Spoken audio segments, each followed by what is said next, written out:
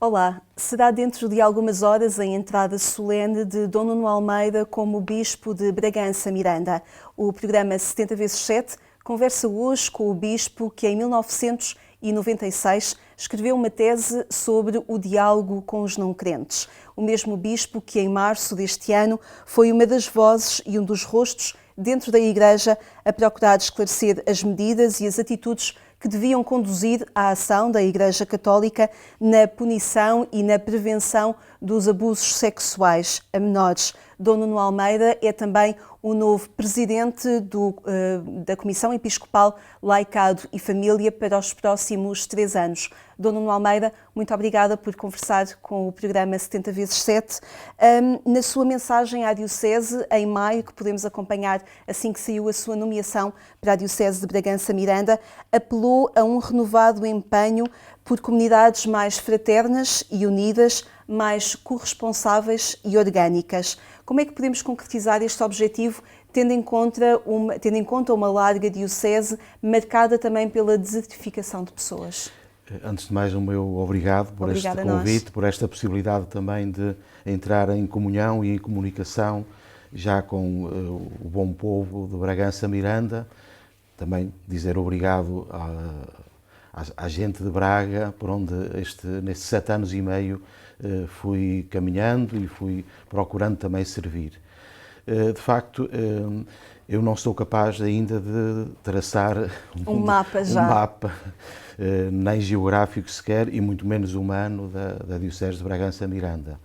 Mas, conhecendo a realidade, de facto, há aqui algo que implica conciliar, por um lado, a vastidão de uma grande diocese e, ao mesmo tempo, depois, a proximidade, porque ser bispo implica o mais possível caminhar juntamente com as pessoas, com as famílias, com as comunidades. Será um bispo de Bragança Miranda que não vai ter medo das estradas e das curvas da diocese? Julgo que não. Portanto, até porque já me apercebi que tem boas estradas e boas autoestradas, porque já fui andando por ali para várias circunstâncias, mas sobretudo este desejo também de rapidamente a Diocese de Bragança de Miranda deixar de ser simplesmente uma via de comunicação ou edifícios que estão construídos, para passar a ser sobretudo feita de rostos, de pessoas, de corações, também de projetos, de sonhos.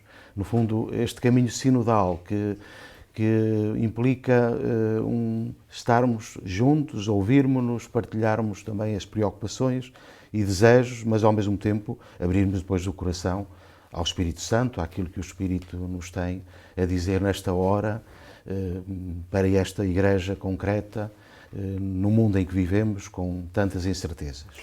A proximidade era já uma das suas marcas enquanto Bispo Auxiliar de Braga. Aliás, muitas pessoas manifestaram precisamente essa atitude de proximidade nesses 7 anos em que esteve como Bispo Auxiliar de Braga. Mas a geografia agora é outra, as aldeias são mais dispersas. Como manter esta atitude de proximidade, no fundo também enfrentando aquilo que é a geografia própria de Bragança Miranda? Sim, sim.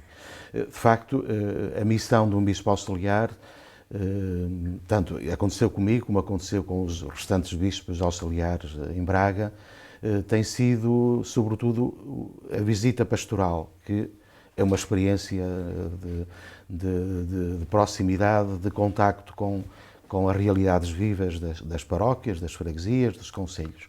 E foram 7 anos, de facto, de peregrinação, e para mim foram também de contemplação. Eu cheguei a Braga quando o tema pastoral era a fé contemplada, e logo aquele primeiro ano, e partilhava isso muitas vezes com o Sr. Dom Jorge, com o Dom Francisco Senra, que era também o bispo auxiliar naquela altura, e eles achavam assim, até com algum bom humor, o meu encanto, porque a experiência que fazia nas paróquias era de facto de contemplar aquilo que Deus faz, não é? Não magicamente, mas faz através dos párocos, através das pessoas, sobretudo quando as pessoas se congregam em comunhão para viverem a fé e para testemunharem a É a alegria do experiência de uma Evangelho. igreja viva que se tem junto dessas comunidades, às vezes comunidades que estão fora dos holofotes, fora dos mídia, mas onde se sente uma igreja viva e uma participação? É mesmo isso. Eu agradeço muito ter tocado neste aspecto, porque nos faz, é quase uma espécie, às vezes, de terapia, o sairmos de casa e contactarmos e fazer durante uma semana, normalmente, ou durante vários dias, com a vida concreta das pessoas e das famílias na realidade. E a realidade é muito fecunda, muito bela, muito desafiante, e que para nós também acaba por ser, digamos, uma espécie de testemunho que nos desafia a servirmos ainda com mais alegria e com mais prontidão. O Monsenhor Adelino Fernando Paes, que era administrador diocesano durante este tempo de sede vacante na Diocese de Bragança-Miranda, saudando a sua nomeação para esta nova Diocese, enquanto responsável desta nova Diocese, ele falava na necessidade de uma renovação pastoral na Diocese de Bragança-Miranda. Como é que se prepara esta renovação pastoral? O que é que pressente que o espera a partir deste dia 25 de junho? De facto, eu recebi a notícia, ou melhor, uma pergunta feita pelo Sr. Núncio, num domingo à tarde, precisamente num domingo em que eu não esperava o telefonema, tinha sido um domingo dedicado precisamente à conclusão de visitas pastorais. E logo o meu primeiro pensamento, naturalmente, foi de contactar com o Sr. Dom José Cordeiro, com quem vivo Arcebispo de Braga, com o Dom Delfim, não é? Que veio também de Bragança, e portanto eu tenho procurado aproveitar o mais possível também este mês, que ainda estamos juntos, para podermos fazer comunhão das preocupações, poder compreender também o percurso que Bragança-Miranda fez. Depois procurei, também posso confessar isso, as publicações que o Sr. Dom José tinha feito, a própria Arquidiocese fez, também para poder conhecer um pouco a história de Bragança-Miranda, e muito em particular algo que o Sr. Dom José Cordeiro, juntamente com os sacerdotes e com os conselhos pastorais, realizaram corajosamente, que foi uma passagem às unidades pastorais. A reorganização pastoral. O olhar com realismo também a própria demografia. Isto em julho de 2018. Exatamente. E, portanto, felizmente, em boa hora, tudo foi publicado num volume e eu já li e reli e sublinhei. É um ponto de partida para o seu trabalho? É um ponto de partida que me parece essencial.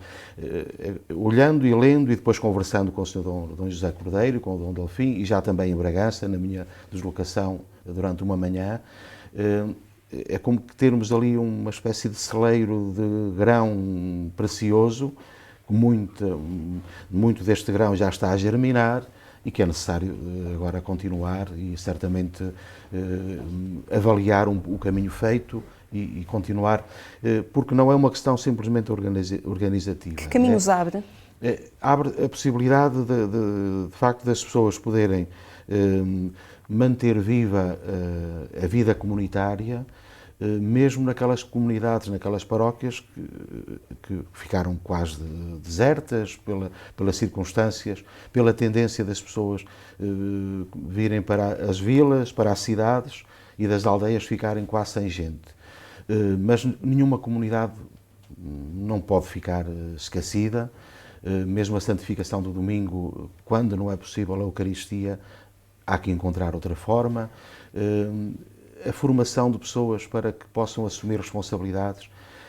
Este desafio, claro que há aqui uma circunstância que pode causar perplexidade quando se mudam muitas vezes ritmos e hábitos, mas é uma oportunidade, de facto, para uma igreja muito mais fraterna, muito mais corresponsável e muito mais missionária, porque mesmo as comunidades pequenas que vivem profundamente o Evangelho são um farol e um testemunho vivo nos tempos que correm também para outras pessoas. Não é apenas uma medida que vem responder à falta de sacerdotes para estar à frente das paróquias, à frente das comunidades. É uma medida que possibilita outras vocações também. Sem dúvida.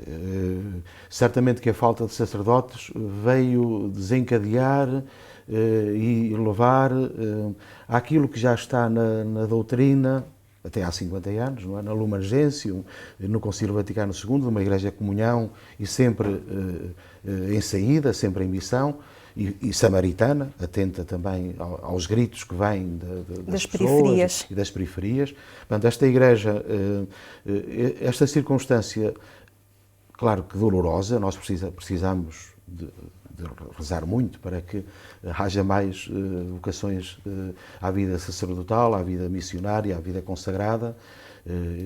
Isto está no Evangelho e é necessário, mas ao mesmo tempo esta circunstância fez com que aquilo que já estava, digamos, esta visão pastoral se tivesse mesmo concretizar. E nós encontramos hoje uma espécie de exército, quase, passa a expressão, de pessoas que voluntariamente, de uma forma generosa, se preparam, não é mesmo? Estou a pensar, por exemplo, nos ministros extraordinários da comunhão, que se preparam mesmo para orientar uma celebração dominical quando não está o sacerdote, quando não é possível ir o sacerdote, mas como este ministério depois liga diretamente com a caridade, porque são uma presença extraordinária junto de quem está doente, de quem não pode vir à celebração da Eucaristia, e como este levar o Senhor na Eucaristia é algo que liga as pessoas e, sobretudo, que faz viver as pessoas de uma forma serena, muitas vezes, quando mais precisam, naturalmente, desta presença de amor. Estou-me a recordar, por exemplo, do documento fruto da reflexão sinodal que a Igreja em Portugal fez e enviou para o Vaticano, salvo erro, na primeira fase da auscultação, e aquilo que se percebia também era um pedido para que os sacerdotes pudessem, de alguma forma, ser dispensados de algumas funções mais burocráticas, mais administrativas. Vemos algumas dioceses a nomear leigos para cargos na Cúria. Prevê que isso pode ser também um caminho a desenvolver na Diocese de Bragança-Miranda? É um caminho que irá continuar, até porque, de facto, já assim acontece. Não é? Eu já encontrei na Cúria de Bragança um jovem que assume funções até de chanceler, de alguma maneira, e também uma jovem que procura cuidar, por exemplo, do arquivo, tudo aquilo que é decisivo, até em relação à memória de uma igreja diocesana, mas há espaço, de facto, e nesse aspecto o Papa Francisco abriu-nos o caminho, dá-nos o exemplo de procurarmos, digamos, tudo aquilo que é possível, um leigo, um consagrado, uma consagrada, realizar na igreja. Há que abrir essa porta, para que os sacerdotes possam, de facto, estar como que centrados naquilo que é a essência do seu ministério, que no fundo passa por, de uma forma assim simples e muito clara, a missão de um sacerdote e de um bispo, o mais possível criar as condições para que as pessoas possam entrar em comunhão profunda com Jesus Cristo e nesta comunhão com Cristo depois crescer na unidade entre as pessoas e nos sentirmos um povo de filhos amados, de irmãos, e procuramos depois oferecer este testemunho também à nossa volta e ao nosso mundo. Como é que acolhe hoje as vozes que durante tanto tempo esperavam a sua nomeação para esta diocese? Porquê tanto tempo? Eu agradeço também esta pergunta porque me dá a oportunidade de mais uma vez esclarecer, porque como demorou algum tempo, eu fui ouvindo, mesmo na rua, de vez em quando, espontaneamente, portanto, algumas pessoas que me interpelavam, porque circulava que eu teria recusado ir para Bragança. E eu já publicamente já desmenti isso. É normal às vezes que surjam assim uma espécie de especulações ou até uma espécie de boato. Portanto, eu tenho assim a ocasião de dizer que não recusei. Também não me ofereci, não é? Não entreguei o meu currículo ao Sr. Núncio. Também nunca me escondi, porque a vida de um bispo auxiliar é permanentemente em contacto com as pessoas. portanto, aceitei com alegria, com confiança, sobretudo naquilo que dizia há bocadinho, não é? De me colocar diante do próprio Jesus Cristo e de acolher este chamamento como um chamamento que vem através do Senhor Núncio, através da Igreja, um chamamento do Papa Francisco, mas um chamamento que vem do próprio Jesus Cristo, na sequência da minha ordenação, da ordenação sacerdotal, da ordenação também episcopal. E portanto, quando veio esse convite, procurei pedir algum tempo para exatamente colocar também o meu coração diante do Senhor, aconselhar-me também com quem tem mais experiência, e depois disse sim, com esta confiança, consciente também de que vivemos momentos com algumas dificuldades e com alguns desafios que implicam o tal trabalho sinodal, o tal discernimento pastoral em conjunto, juntos. Eu não levo nenhum programa, nem nenhum truque escondido. É de facto esta disponibilidade de servirmos esta Igreja de Bragança Miranda, mas de uma forma sinodal. Mas demorou o convite a si ou demorou a nomeação pública? Não, o convite, isto é, demorou o tempo, o processo, digamos, a sede vacante foi de facto bastante longa, que eu não tenho nenhuma razão, nem me compete a mim analisar. E gostaria que esse processo, até na nomeação de outras dioceses, fosse mais curto? Sim, sentimos isso, tendo em conta também o momento que vivemos, mesmo não só das dificuldades que hoje enfrentamos, até de recursos que é necessário procurar, a formação que é necessário ir fazendo, o período especial que estamos a viver da Jornada Mundial da Juventude. Portanto, de facto, quanto menos longo for um período de sede vacante, porque implica sempre limitações, às vezes até adiar algumas decisões, e eu já me apercebi disso também em relação a alguma urgência de decisões que é necessário tomar. Isso sim, não é? E, claro que depois são situações sempre que implicam também alguma serenidade, algum sigilo para que tudo seja feito de uma forma bela e de acordo com a Igreja também. Com a Jornada Mundial da Juventude a marcar o ritmo e aquilo que são muitas atividades da Igreja em Portugal, quase nos esquecemos que estamos num processo sinodal, que terá uma etapa importante agora em outubro de 2023 e outra etapa importante também em outubro de 2024. Tem procurado auscultar, já tem a experiência da sinodalidade, concretamente sobre o sínodo dos bispos em Braga. De que forma é que vai procurar auscultar esta realidade e a forma como este processo tem sido feito na Diocese de Bragança Miranda?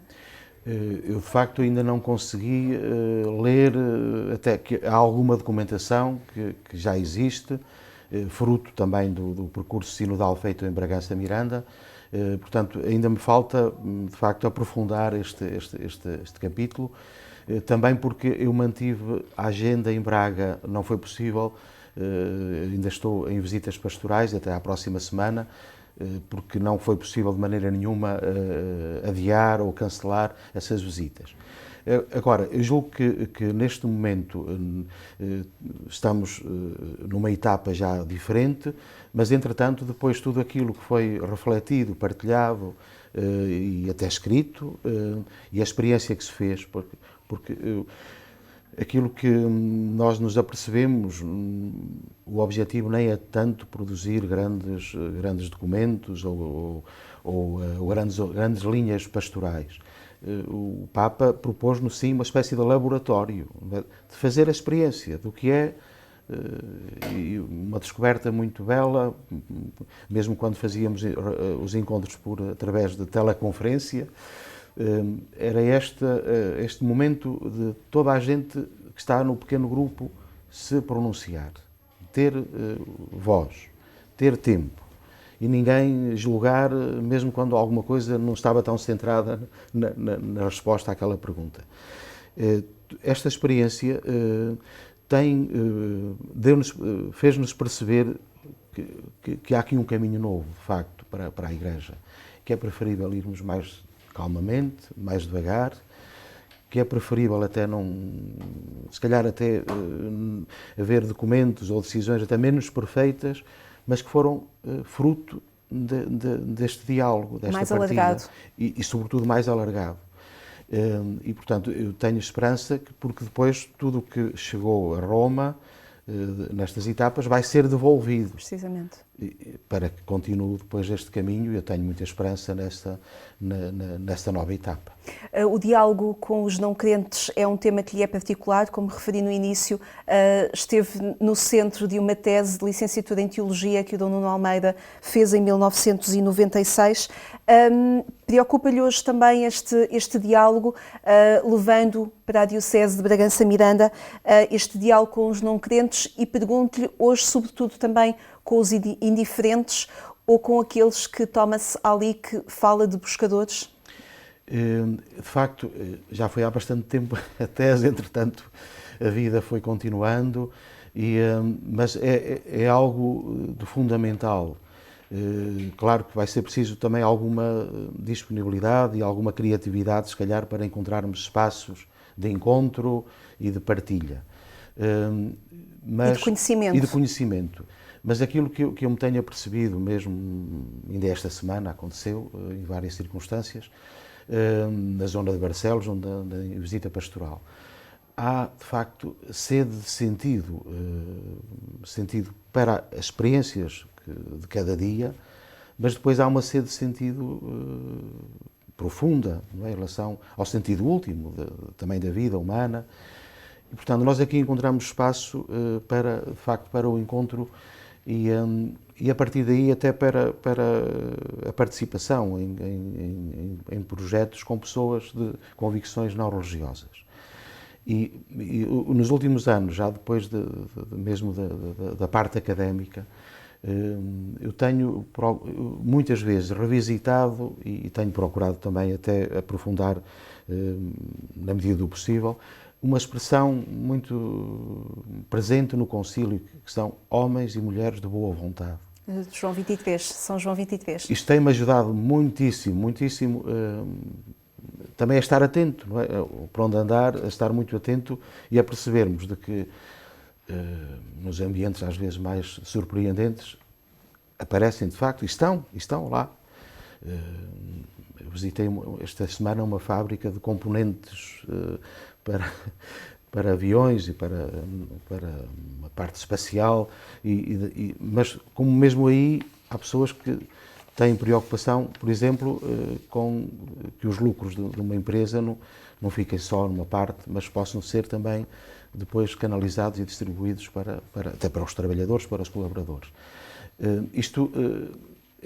Julgo que há aqui um caminho a fazer, onde nos podemos encontrar pessoas que acreditamos e que procuramos também ter o Evangelho no centro da nossa vida e que nos sentimos filhos de Deus, mas depois há aqui espaço para caminhar mesmo com quem não tem esta graça ou não descobriu ainda este dom, mas que tem esta preocupação de encontrar o sentido profundo para a existência. Sente que este diálogo e esta vontade de ir ao encontro apenas pela escuta ou pelo respeito, pelo cultivar do respeito com não crentes ou com buscadores, possa de alguma forma ter sido beliscado pela forma como a questão dos abusos sexuais na Igreja foi colocado na opinião pública, pela forma como a sociedade sentiu ou não se reviu na forma como a Igreja foi traduzindo e comunicando a sua posição?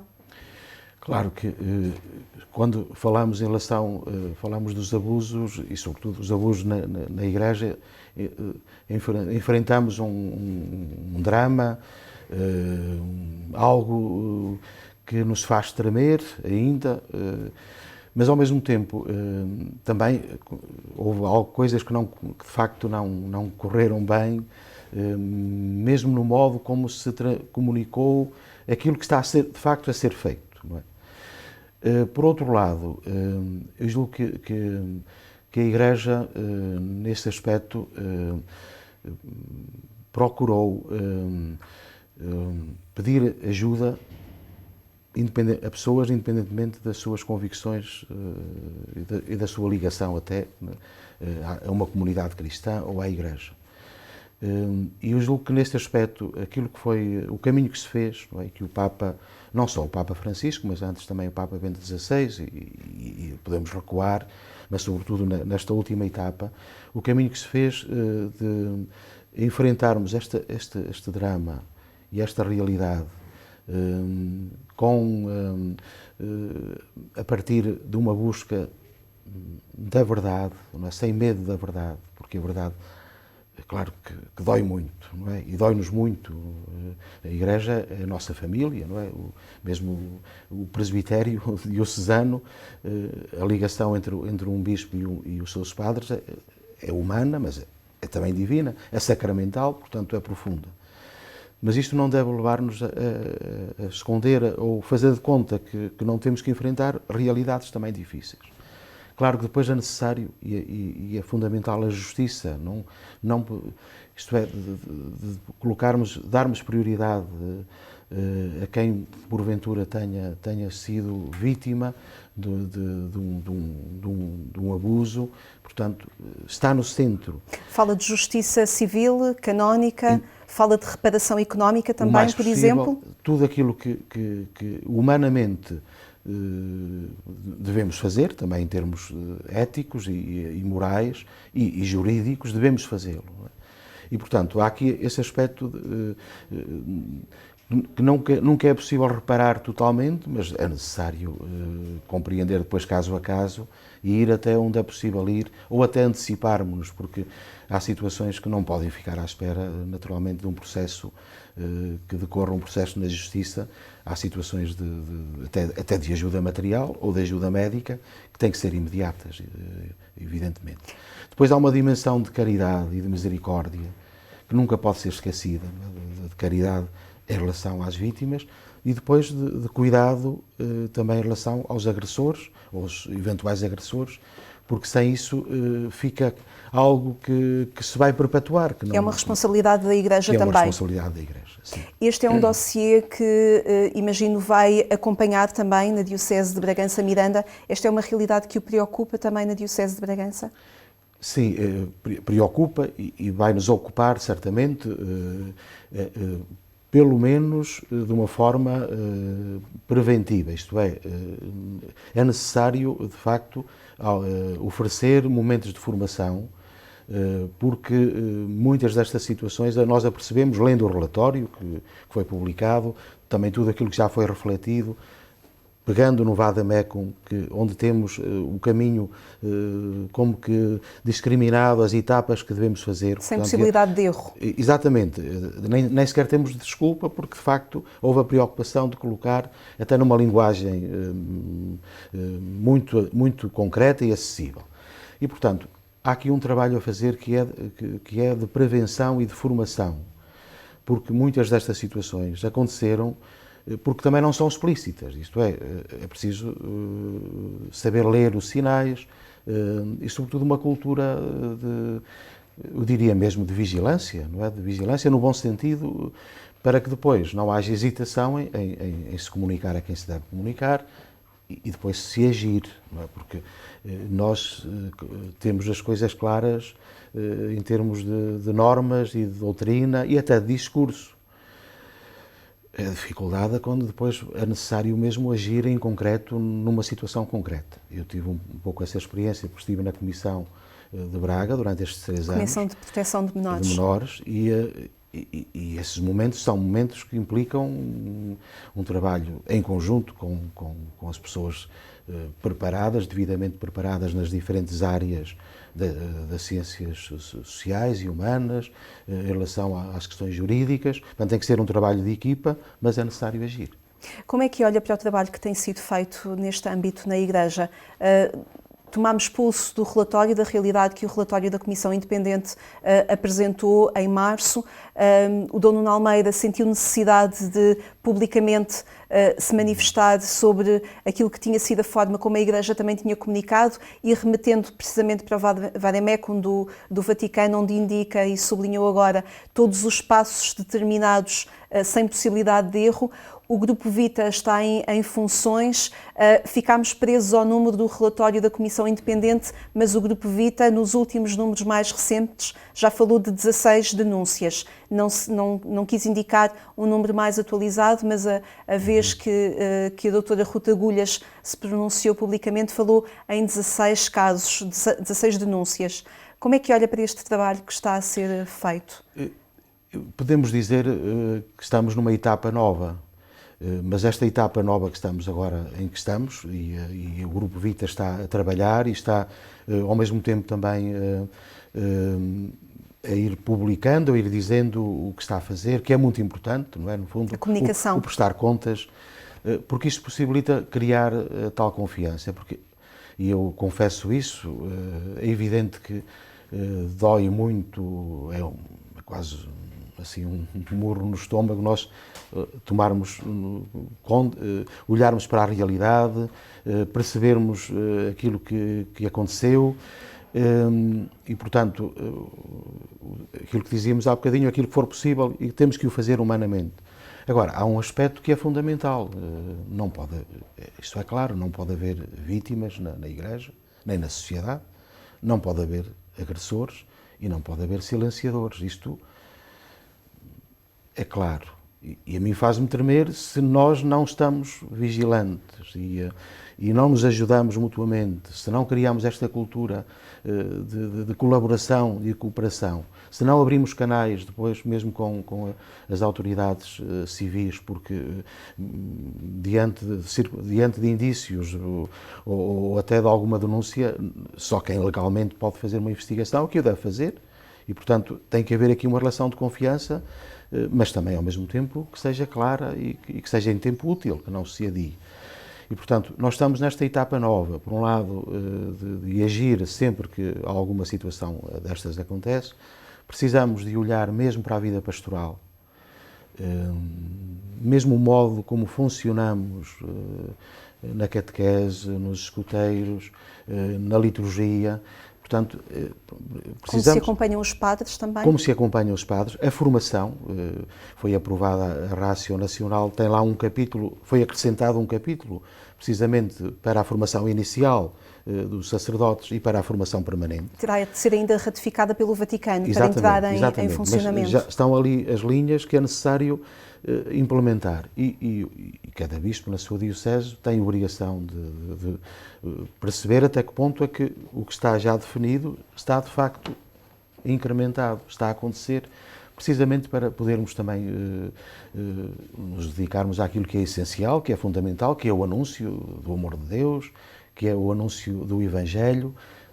Não é possível fazer um anúncio do amor de Deus se as comunidades não são sãs, né?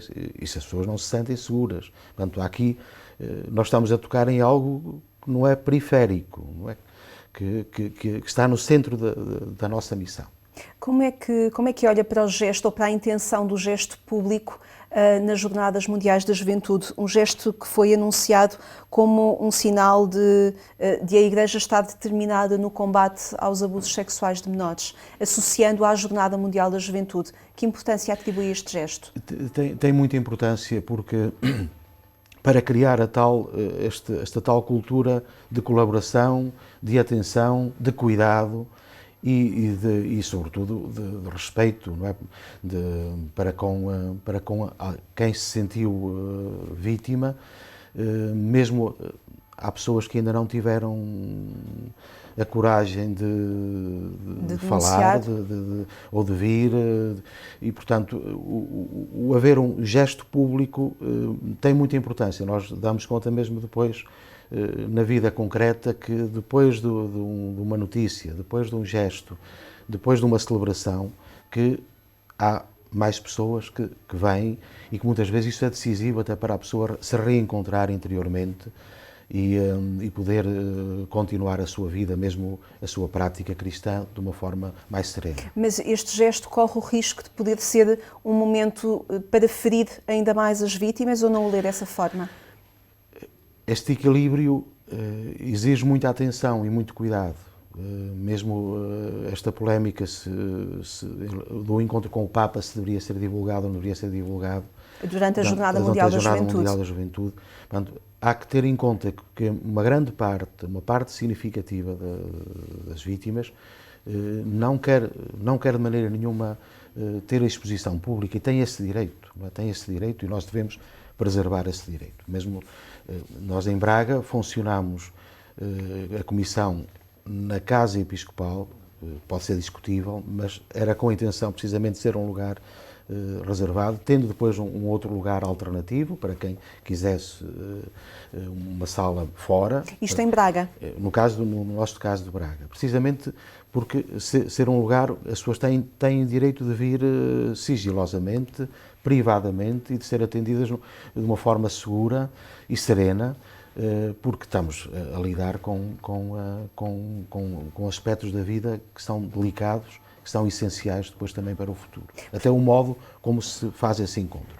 Porquê é que sentiu necessidade de, em março, vir publicamente ajudar a indicar o caminho que o Papa Francisco também já tinha delineado? Isto é, foi uma coisa um pouco acidental, porque eu durante o domingo, quando estive na vida pastoral, na visita pastoral, e à noite, depois da noite, apercebi-me de uma certa perplexidade, sobretudo da parte da nossa comissão, não é? Que estavam muito preocupados com o modo como estavam, com uma comunicação a partir da conferência de imprensa, de tudo o que tinha acontecido durante aqueles dias. A minha preocupação foi muito simples, foi reler o Vademecum, de fazer um pequeno artigo para o nosso jornal diocesano, para o Diário do Minho, para a página da Diocese, no sentido de lembrar aquilo que estava já no Vademecum. Claro que isto depois foi colocado em paralelo com declarações de outros irmãos bispos, e eu percebi-me depois da situação até de polémica, não é? E tive que fazer até vários contactos por telefónicos e pessoais, porque de facto entre nós nunca houve polémica. Isto é, claro que há diversidade de pontos de vista e há ritmos que cada um tem, mesmo depois da atuação, mas mesmo na Conferência Episcopal houve sempre consenso naquilo que era essencial de atuação. E, portanto, foi algo, isto é, a exposição pública surgiu nessa circunstância de que havia ali alguma confusão até, não é? Com termos canónicos que depois para as pessoas em geral não são muito importantes, não é? O importante era passar a mensagem de que nós cumpriríamos os passos que estavam previstos no Vademecum. Falamos da Jornada Mundial da Juventude, já citámos como uma grande atividade que vai ocupar, que tem estado a ocupar a Igreja, os jovens, e que vai continuar a ocupar durante as próximas semanas, até àquela semana de 1 a 6 de agosto. Como é que vê este evento, esta grande atividade na Igreja em Portugal? Quando tivemos o Sínodo dos Jovens, há poucos anos no Vaticano, tivemos a pandemia, de alguma forma, que marcou a vida dos jovens também. Como é que olha para esta atividade que tem sido preparada pela Igreja e pela alavanca que pode provocar na pastoral na Igreja em Portugal? Nós, por aquilo que já vivemos na preparação da Jornada Mundial da Juventude, já valeria a pena certamente todo o empenho. O que é que tem sentido nesta preparação? Tenho experimentado, não é? E falo por Braga, que sobretudo o mês em que os símbolos percorreram lá, paróquia a paróquia, e foi uma vivência intensa e foi perceber que o Papa Francisco tem razão na Christus Vivit, nas duas linhas que dá para a pastoral dos jovens. Nós precisamos urgentemente de ter momentos de atração, no fundo, de nos reaproximarmos dos jovens e dos jovens também se reaproximarem da Igreja, uns dos outros, do próprio Jesus Cristo. Isto é necessário fazê-lo. Isto tem acontecido E aconteceu a presença dos símbolos também por toda a carga, passo o pleonasmo, toda a carga simbólica. Os jovens acolheram isso, que aqueles símbolos significavam uma grande corrente, não é? De luz, de amor, de esperança dos jovens de todo o mundo. Mas sente que há um contágio entre aqueles que já estão contagiados e uma dificuldade em chegar a quem está fora das margens da Igreja, em quem não se revê ainda nesta proposta?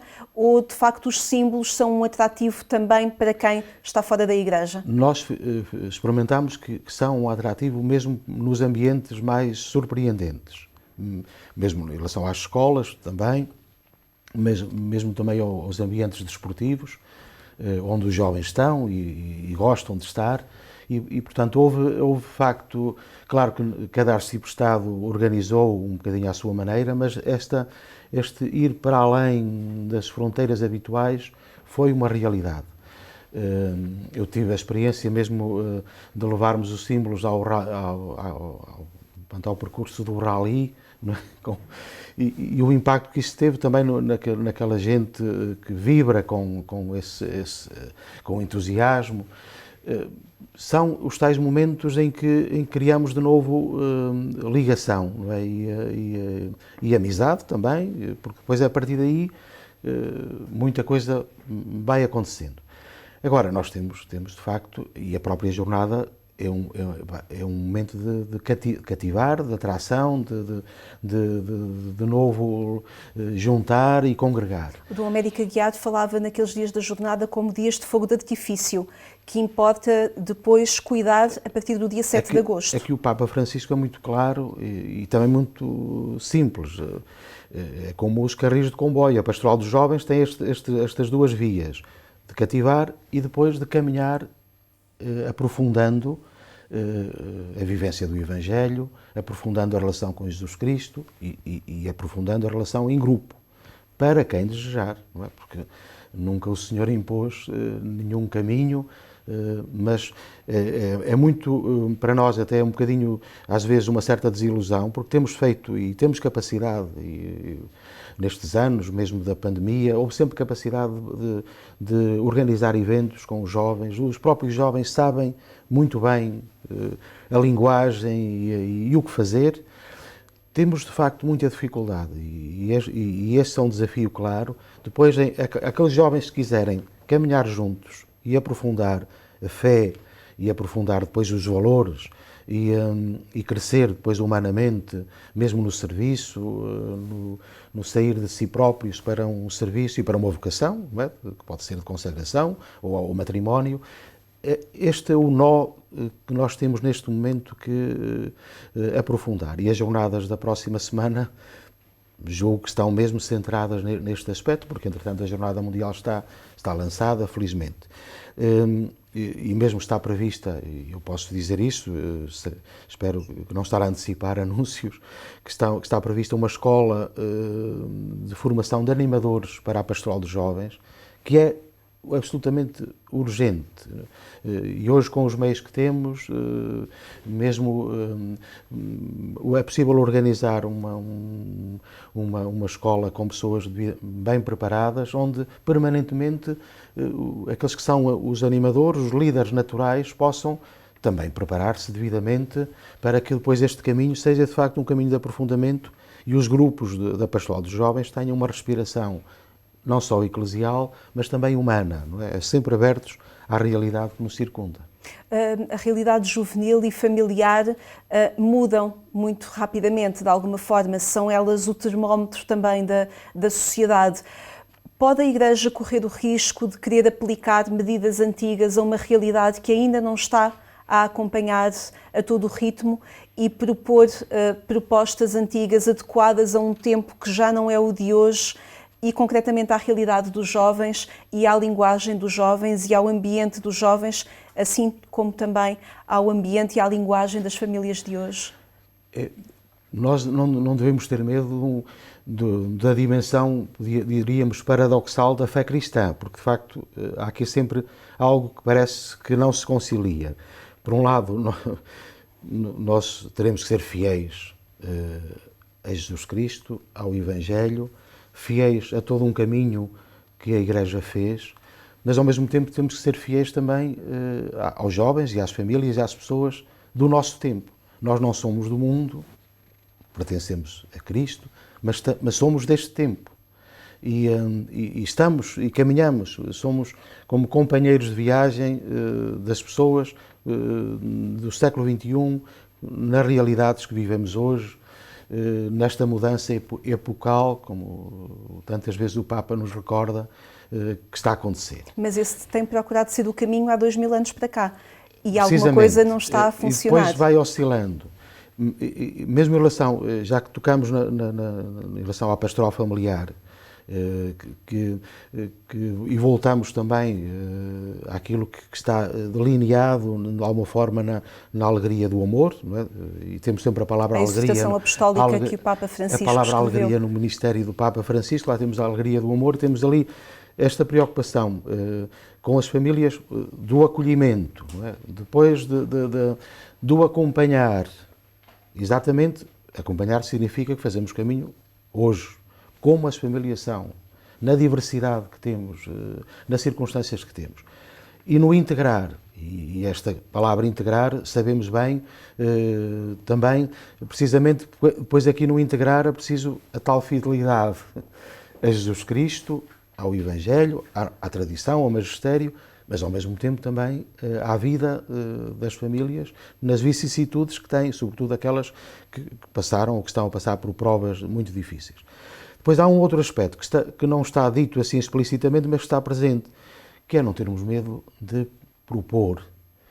E eu julgo que este conciliar, o acolher e o propor, e nós temos sido muito tímidos, eu falo por mim, até por temperamento já sou assim um pouco tímido, não termos medo de propor aos jovens e propor às famílias a medida alta do Evangelho e da santidade. Isso não pode assustar? Não pode amedrontar? Depois é preciso, naturalmente, também um certo sentido, até uma certa pedagogia e de ser algo que não abrir logo, não é, uma barragem que leva toda a gente na frente. E isto às vezes pode acontecer e eu posso também fazer isso. Portanto, é necessário que depois, etapa a etapa, mas é fundamental propor sempre algo mais.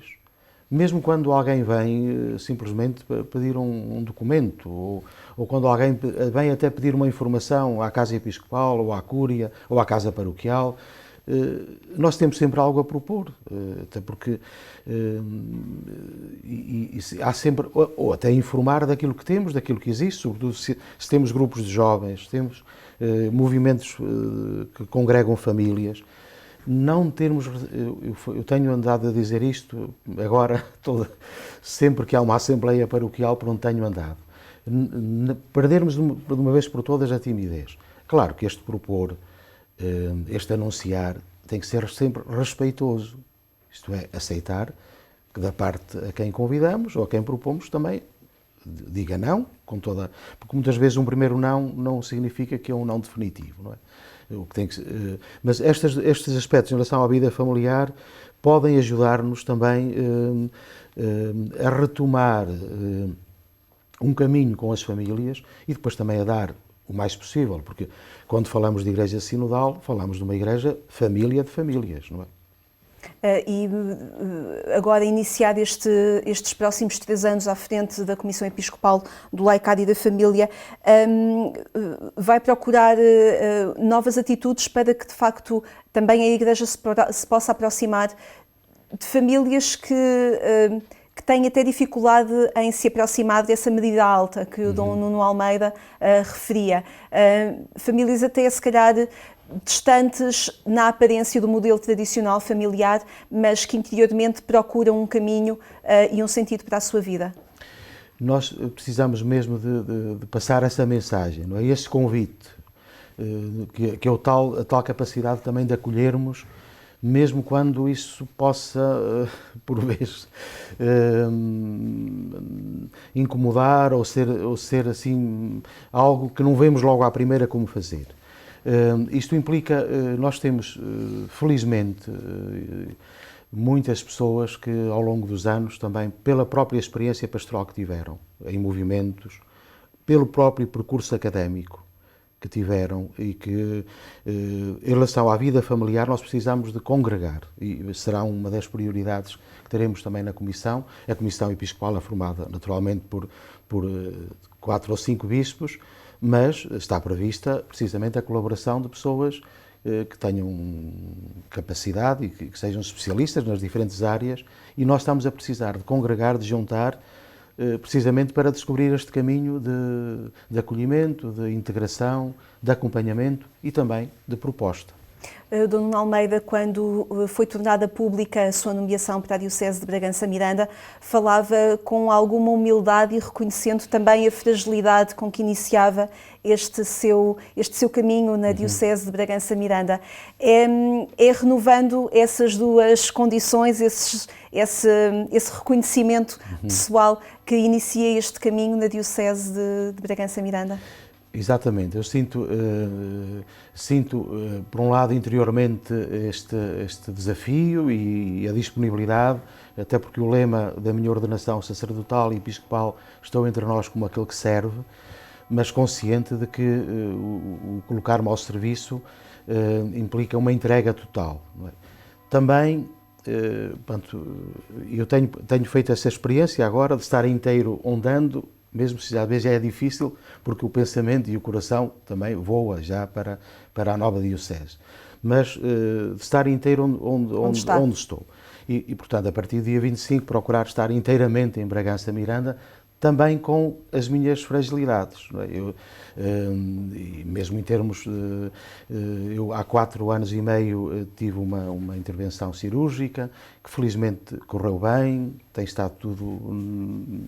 não me tem condicionado nada, mas também isso, não é? Também isto faz parte, portanto, quando sua condição humana. Quando nós nos entregamos, portanto, entregamos-nos inteiramente, mesmo com aquelas incapacidades que temos, que implicam depois o tal caminho sinodal de procurarmos irmãos e irmãs com quem fazemos caminho juntos. Dom Nuno Almeida, muito obrigada por ter estado a conversar com o programa 70x7. Felicidades a partir deste dia na entrada solene na Diocese de Bragança-Miranda e para o caminho a realizar junto da Igreja e das pessoas de Bragança-Miranda. Muito obrigada. Eu aqui agradeço e felicidades também para o vosso trabalho. Obrigada. Obrigada por ter estado connosco. Um resto de bom domingo.